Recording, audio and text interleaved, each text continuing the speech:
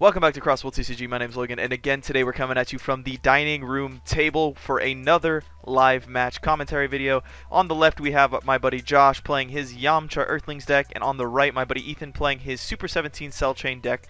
Yamcha Earthlings is inspired mostly around that Baba, Spike, Bandages, Grandpa Gohan line that came out in set 5. And it's based almost entirely around that with the Burst Leader effect. So really, all the Earthlings have come together in this list to form a cohesive unit versus a little bit of a standard, more streamlined Android deck played by Ethan on the right. Ethan is a little bit of a newer player, so we're going to talk about some of his plays that he made towards the end of it so we can look a little bit about energy usage and conserving card advantage. But that's going to be towards the end of the video after we commentate on through this whole match. Starting off, as you see, they mulligan for their stuff. The main goal of the Super 17 deck is pretty obvious: to completely control your opponent's hand down to 0, and for Yamcha it's to be able to control the board and put on additional pressure for free every turn with your Baba, with your Spike, and put on tons of constant pressure, and then eventually go for game with either your burn cards or with that Fearless Pan, which is a staple in any red variant. Starting off here, we have Ethan going first, playing a Kami, draw a card, and pass. Very threatening play, honestly. At some point you're going to have to deal with that Kami in order to progress your game state.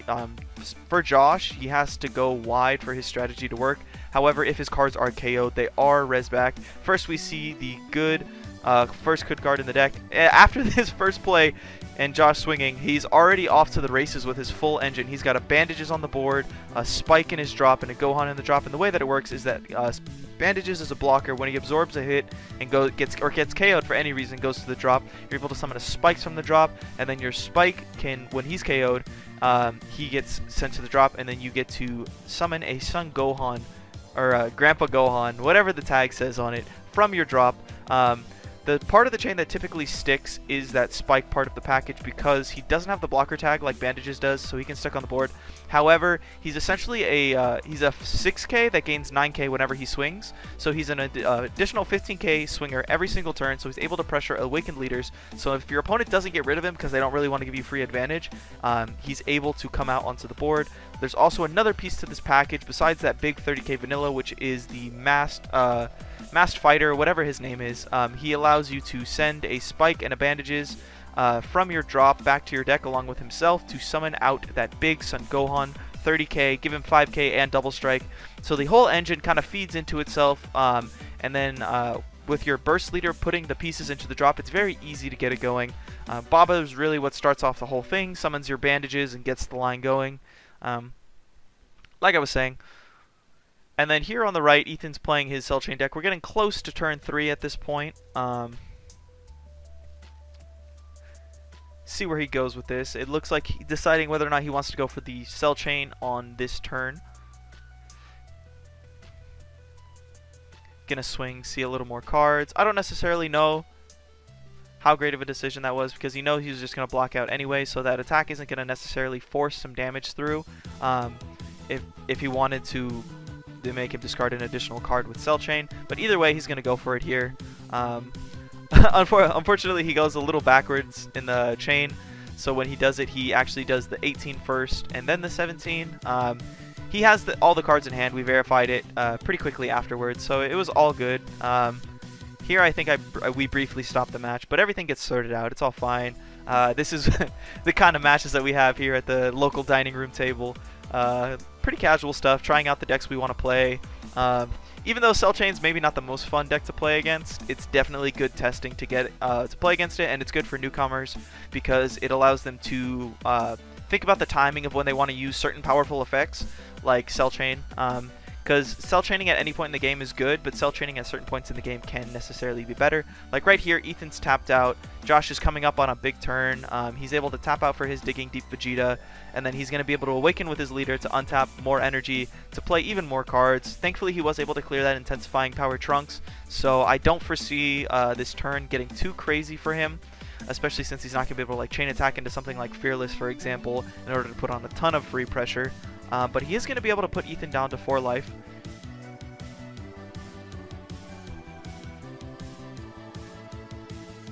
Game's progressing really quickly. That Yamcha deck is very aggressive. Ethan super comboing out of the hit, doesn't really want to fall below 4 life. Josh awakens, swings in for the crit. This is potentially where it might have been a mistake to super combo out.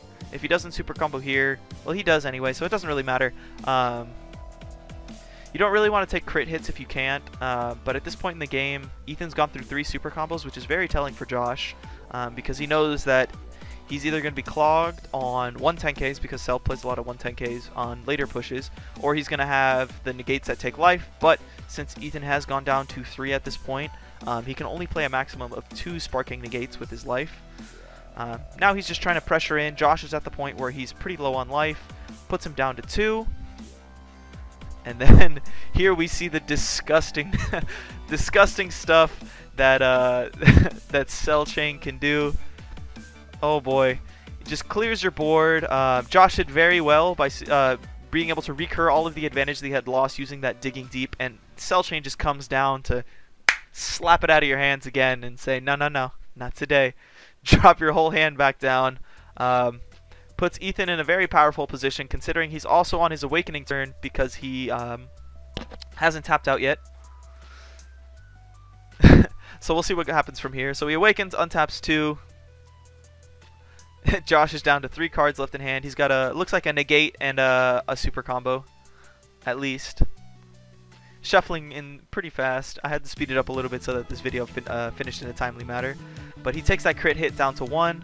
I don't necessarily know if that was a good decision. I think that maybe he should have swung with his Super 7 or his Cell Chain first, because he was at that double strike pressure, force a negate, and then from there proceed. Woods, he has a little bit more options. And here we see another interesting thing, or another interesting decision. He goes all in here. Josh is a savage, has a super combo, rips into another super combo, and is able to fully combo out of this, which spells a little bit of trouble for Ethan. Thankfully, he does have some defense, but tapping out here for that play wasn't necessarily the best decision in the world. Was not the worst decision either, because he still has a deadly defender plus his sparking negates. But Josh at this point knows he doesn't have any additional combo power in hand, and that's really going to come back to bite him in the end. And then he top decks that 3-drop Gohan that allows him to put a big boy on the board.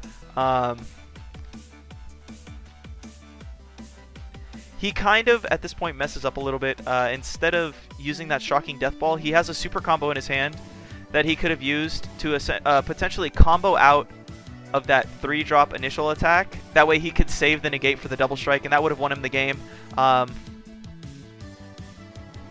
Really, it's just a little bit of a poor usage of negates. Not the worst usage, but it's like slightly suboptimal. And I think that's the main reason why he ended up losing that game. Overall, it was really close. Josh was able to draw into cards that actually were able to help him put on tons of pressure there at the end of the game, showing off the power of that human engine. 1 card potentially becomes 3 damage, and a 35k double striker just finishing games like crazy. Looking here into game 2. Sorry. Looking here into game 2, we'll see a little bit more of what the Super 17 deck has to offer. Maybe we'll see a little bit more Super 17. Not as much just pure Cell Chain cancer, but pretty insane. Despite being Cell Chain twice in that game, Josh was still able to pull it out from behind. One of the bigger problems with Cell is that your opponent can curate their hand, and like we saw, if they curate their hand full of super combos and then they super combo into more super combos into good stuff, they can still play out of your very aggressive push. Like I was talking about, a little bit of a suboptimal card usage, but not the worst in the world. But some slight things to consider when looking at the match going forward. Considering when you want to use your negates, typically for when you want to use them on more aggressive stuff, because if you're at 2 life, you can take that take a hit potentially, or you can take a double strike or a big hit. You want to save it for something base that's huge. At that point, it may have been beneficial for Ethan to pick up and actually read the Gohan and to see what he does. And again here, Josh, like a savage, mills the full engine again. Bandages and spike to the drop, and he has the Baba in hand to begin the turn. Either this deck is really good, or Josh is just a lucky sack boy. But we'll see. Honestly, we'll see. He's able to mill out another piece and then revive that bandages. As you can see, he sets up the effect one first. That way, if he can bring it back with his spike, he can actually, yeah. He's easier to bring out and then swap into that big attack for that additional double strike versus the 30k, which is good on its own, but it doesn't do additional damage besides that one. Besides being big, that's all it does. So optimal setup for turn 1 for Josh. He was able to deal a single damage. Get some scry. Ethan gets his deck going.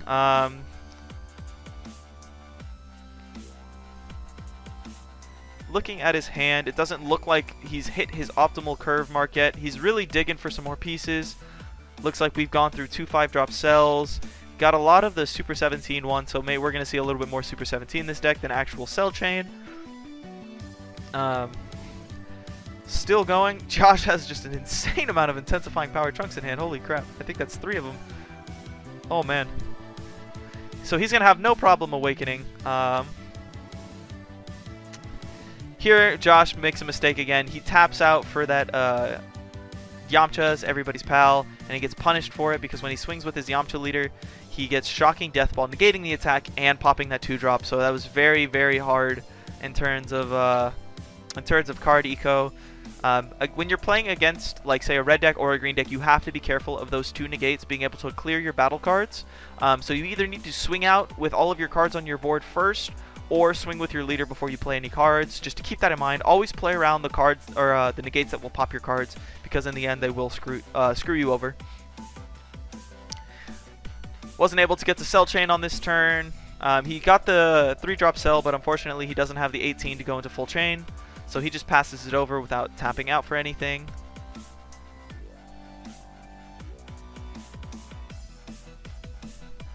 Here, let's see which way Josh goes.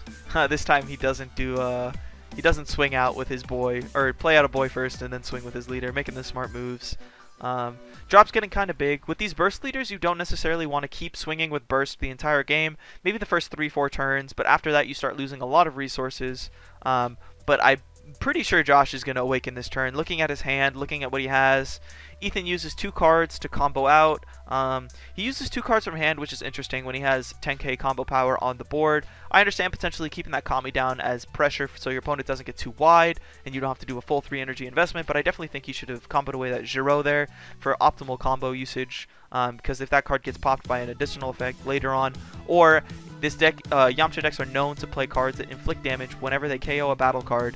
That can be pretty rough. So having that up might be a mistake. Oh, Josh actually doesn't awaken this turn. He takes it a little slow. Swings out. I can't see what he played. Oh, he played the intensifying power trunks. Oh, he must have been at 7 life, not 6. Okay. Or a 7 life, not 6 at the beginning of the turn. So he wasn't able to fully awaken. But he was able to bait out a ton of cards. And here he goes into the 4-drop, setting up for the chain later down the line. Just going to keep swinging out, drawing cards. And what's really cool about the Super 17 list is that you can mill all of your pieces to the drop except for the 3-drop, and then just union absorb them all back onto the board, which is really cool. So as the game progresses later and later, your Super 17 3-drops are never actually dead. They'll always have something that you can go into, which is actually really nice,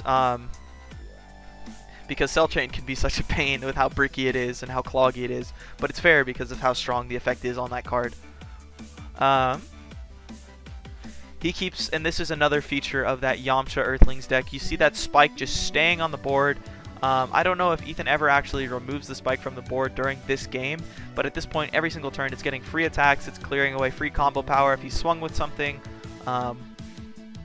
Like I said, free pressure, getting him close to those kill turns where he can go for game. If he Fearless Pans with the spike, if he just accumulates tons and tons of spikes and Fearless Pans, then all of those spikes will gain 5k double strike and they become even more threatening, and then it just becomes a struggle from there on out. Josh has done, I think, oh, he hasn't done too much to control his board in Kami. I mean, he hasn't gone to, oh no, that's why he didn't play that last intensifying power trunks last turn, is because Ethan was showing a Kami on the board and he had no way to clear it, so he didn't want to get Kami to lose all of his resources for no reason. But now he's in here swinging for the fences, trying to put some more pressure on. Pops out Yamcha's everybody's pal. That's not necessarily a bad decision.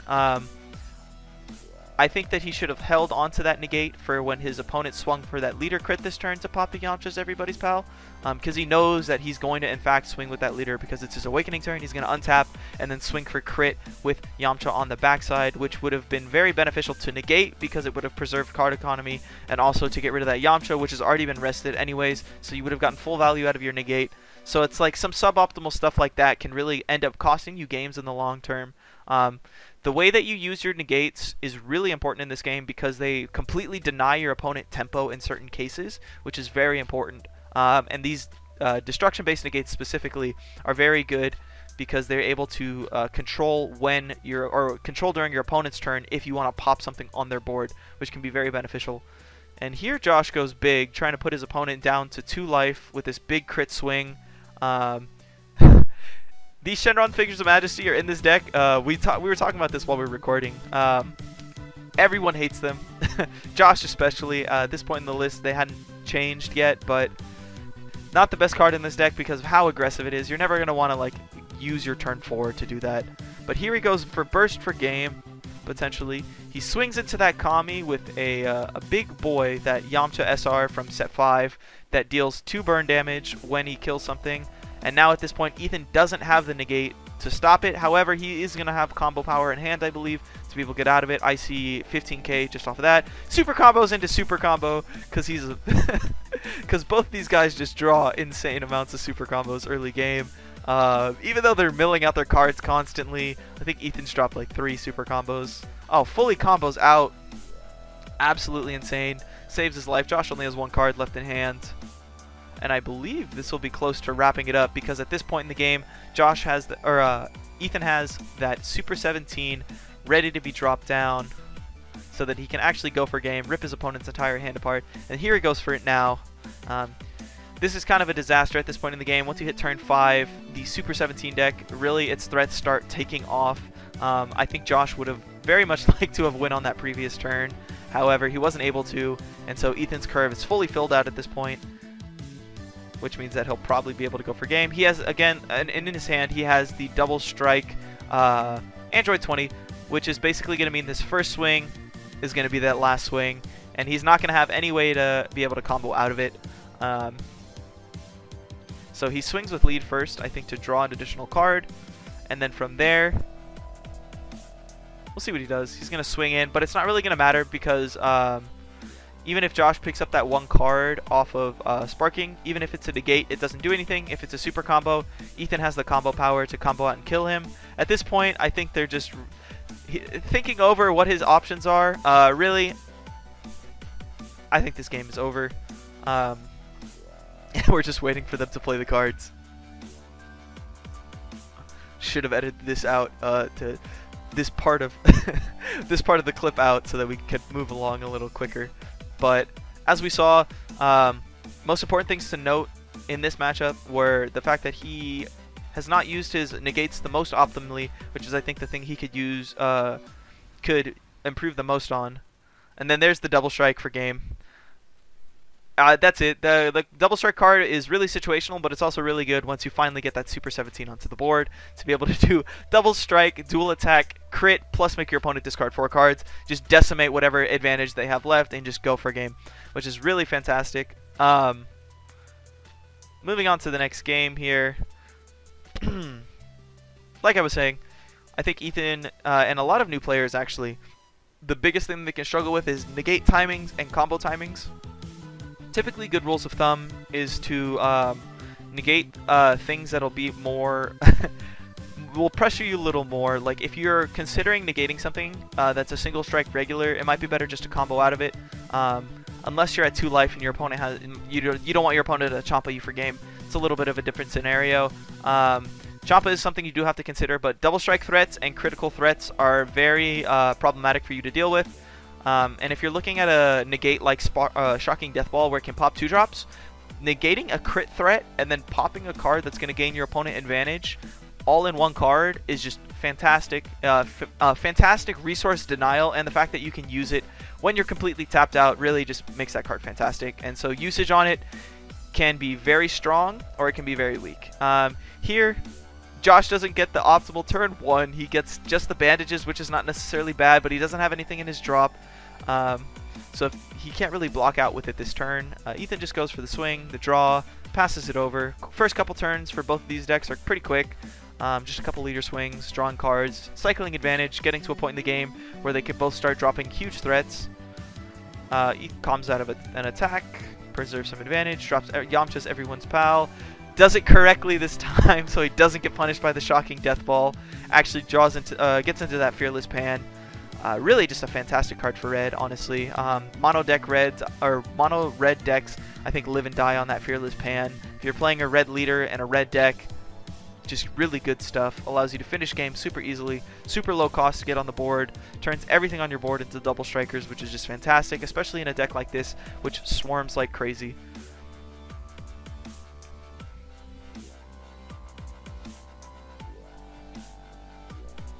Just trying to clear that Yamcha's everybody's pals, cycling through some cards. At this point in the game, it looks like Ethan's drawn into 2 Perfect Force Cell, which can be a little nerve-wracking. Playing Cell Chain is always a little bit rough when that happens. He really wants that thing dead. Perfect Force Cell is kind of dead at this point. I understand it. Josh isn't really playing a ton of hand denial cards. I don't believe there's definitely not any Zeno in this list. Gets the Gohan into the drop. It was a little bit difficult to see there.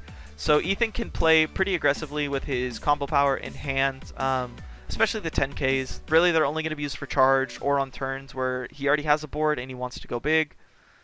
And here, again, he's shocking Death Ball as the first attack, which I don't necessarily... Oh, no, he...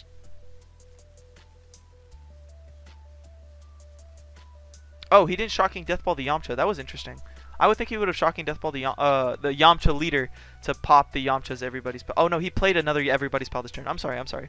Wasn't paying attention there. Was commenting on Ethan's game state. Didn't realize what was going on with Josh's.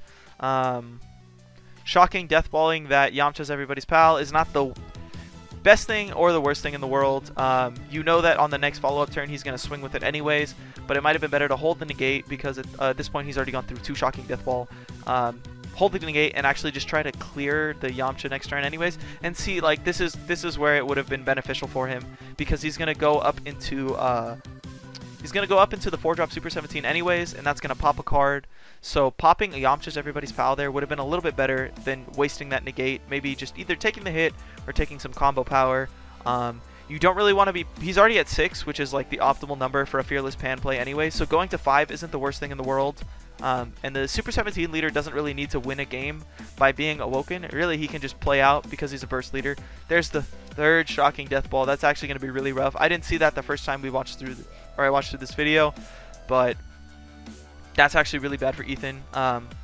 Josh probably knows that shocking Death Ball is the only negate in his deck, so the fact that he sees 3 right off the gate is very informative. For your opponent, or for yourself, and it's not necessarily like the best thing in the world to have your graveyard completely fanned out at all times for your opponent to see. Sometimes it's better to just have it all in one pile so it's not fanned out, so your opponent can't look through at a glance and see what you have. Because at any point they can look up and say, oh, they only have that shocking Death Balls, but they actually have to put in active conscious thought to look through your, ask if they can pick up your drop and look through it. A little bit better for bluffing, a little bit better for information hiding from your opponent. You really don't want to give your opponent as much information as you can. Actually taps out for this 4-drop Shenron in this game, which is very surprising. Probably going to die on this next turn, but I don't actually see what he can play. Sorry about the glare. Much like the last match video that we recorded, there was a ton of glare in the room. Is that 3 super combos in this man's hand? Oh my god. Oh my god. That's just an insane amount of super combos. Like, I don't... Oh man. He's got 2 negates too. I think Josh is pretty well set up for these next few turns, even though he's tapped out. Oh, JK. JK. He gets wrecked because Cell Chain. Oh man. Here's also another a little bit of a rookie mistake that Ethan does. When he goes through for his first Cell Chain, you might catch a little bit of flack for this, but honestly, the first time you go through your deck for your first Cell Chain, you should count your number of Cell Chains that you have in the deck. It's just good information to have. you have a minute to search through your deck for an active target of it. Some people might get upset at you. I'm not necessarily sure how the ruling has been resolved for looking through your deck, but man, having the information of how many Perfect Force Cell are actually in your deck instead of in your life would have been very important, because he basically just blind PFC'd this turn, which could have been very detrimental to him. Overall, it's a shaky thing to do. I don't think it's necessarily a bad thing to look through your deck for some information about a certain number of cards that you have. It's a little different if you're like actively looking through your deck for that full minute to see what everything in your life is. I can understand that a little bit, but seeing what like your key targets are that are important to see, like if you're going to whiff off of your Super 17s or if you're going to whiff off of your cells later in the game, that's very good knowledge to have. A little bit of a contentious point, but I don't think it's too matter. And then here comes Chain Attack into Fearless Pan. Oh man, this is where things I think fall apart a little bit for Ethan. Josh has still got a handful of super combos, because of course he does, because everything he discarded was not super combos. Here we see Josh trying to stymie that Super 17 chain from evolving even farther. We'll see how this ends up turning out. I don't remember how exactly this game ends.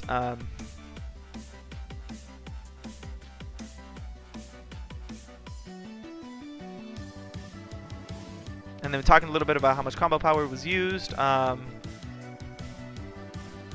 So it was a little bit sketchy to see how much, whether or not it was worth it to protect that Super 17. However, seeing Josh is tapped out, seeing that he is at 6 life, I definitely think that was the correct decision, just to combo out some of those dead cards from hands.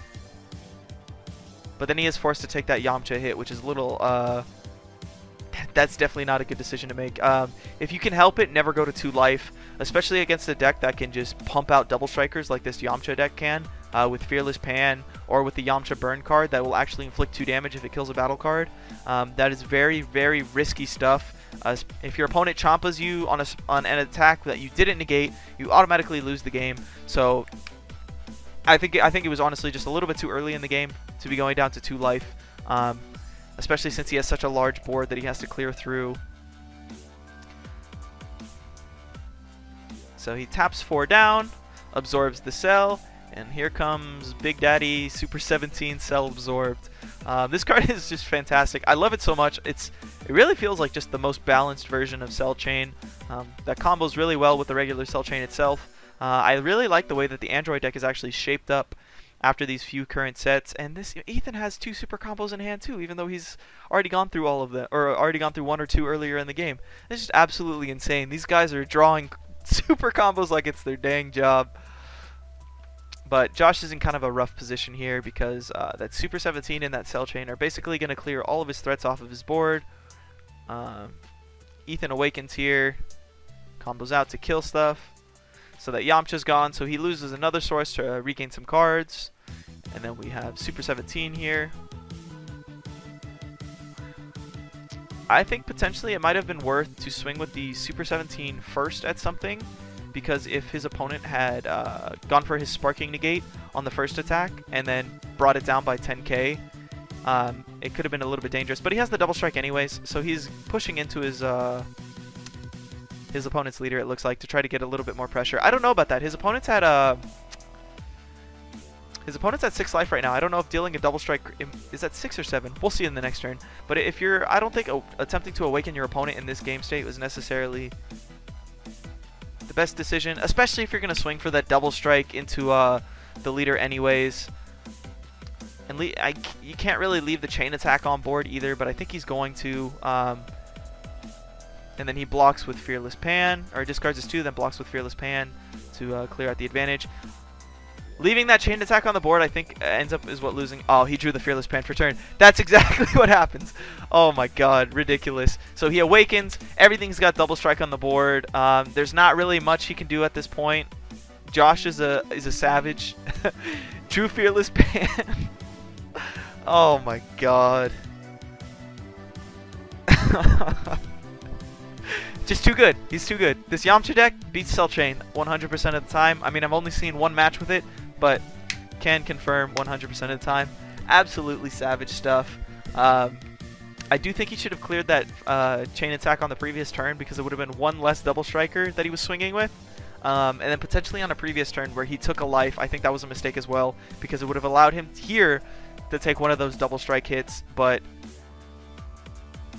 and then here comes the super combo. Just both these guys saw an insane amount of super combos, but I don't think it matters in the end, because he just doesn't have the combo power necessary to go out for game. Where if before in a previous turn he had used any of those 5Ks in order to combo out of a single strike, he would have been in a much better position to be able to take that double strike there at the end. Unfortunately for him, it was a close match that was, I think, ended up decided by a couple of like suboptimal decisions along the way, like 5K power or 5K combo power lost somewhere along the way, stuff like that. It just goes to show you how important using your negates properly are and comboing properly is during your opponent's turn. I think this was actually a very good case study for both of those things. Both the players had a little bit of some missteps. Josh running into a shocking death ball with getting his Yamcha as everybody's pal popped, and Ethan using his negates a little too wantonly at the beginning of the game, and then not preserving his life total when he was at 3 life, I think was also a mistake. But I think a great match between the two of them. Really got to show off the power that the Yamcha deck actually has. There's a ton of great top deck cards that you can see later in the game that will get yourself going. Like if you see Fearless Pan with an established board, or just Fearless Pan by itself because it makes your leaders double strike crit, or if you see Chain Attack Fearless, those are also good combinations. Or if you just see the 3-drop Gohan, it's actually very good, because with your leader swing, the 3-drop Gohan, and the 3-drop Gohan, and those are the only cards that you have, you're able to potentially put out 4 damage, all of them swinging for pretty large numbers. Your Yamcha drawing an additional card that you may be able to use to combo out or to play that turn, but the Gohan will swing for 19k, potentially swing for 1, put itself back, summon out that 35k body, which is just absolutely huge. These 30k vanillas are so underrated in this game, just because they don't do anything. They're kind of put off to the side, but the fact that they're so huge for such a cheap energy investment, and in this deck basically a free energy investment, they just really put in fantastic amounts of work. I really think that the Yamcha deck is really cool. Can only get more tools in the future. I really hope we get some more Earthling targets, some more Gohan Bandages Spike targets that we can use with that Baba, because right now it's a really tight self-contained engine, but I think that if we got a couple more cards, it could be really, really good and really difficult to deal with. Super 17 is Super 17. You got the full toolbox of androids. Really fantastic deck for any event that you go to. A little bit lower right now. I think that it's going to see a little bit of some issues with the Bloodlust decks coming out around the corner. However, I do think that it's not necessarily in a bad position either, because it is straight toolbox. You can focus a little bit more on the Android cards rather than your Cell Chain, and the Super 17 line has Deflect anyway, so maybe the decks will shift to focus Super 17 a little bit more, but Super 17 is a little bit cloggy. But as you guys saw, that was the live match. Let me know what you guys think down in the comments below. If you guys want to see either of these decks, let me know. Actually, I think we've already covered the Super 17 deck overall, but if you guys want to see that Yamcha Earthling deck, let me know, and I'll see if I can get Josh, or convince Josh, to come onto the channel and do another interview for it, or maybe potentially make a video for himself. I know that he's been wanting to make some content, but he's got to get off his butt and actually do it. And again, this has been Logan here with Crossworld TCG. I hope you guys have enjoyed this commentary, and I'll see you guys next time. Hey, welcome to the end card, and thank you so much for sitting through that, because honestly, I'm just doing this until they make a Digimon trading card game. So if you like Dragon Ball Super for some reason, give it a sub up above. Maybe check out some of our other content. And do not forget, Digimon is way better than Pokemon. With that being said, we will see you next time.